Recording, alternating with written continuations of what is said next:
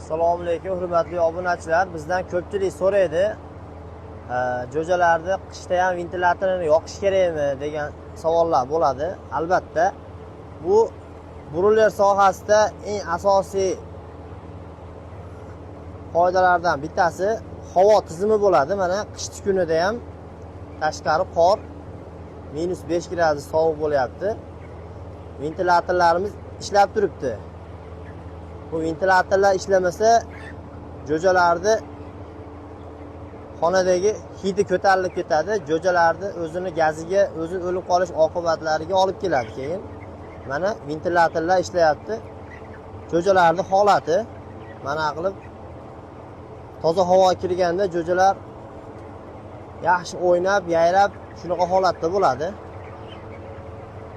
Mana jo'jaxonamizni graduslari 20-21 kunlik jo'jalarimiz 28-28,5 gradus holatda turibdi.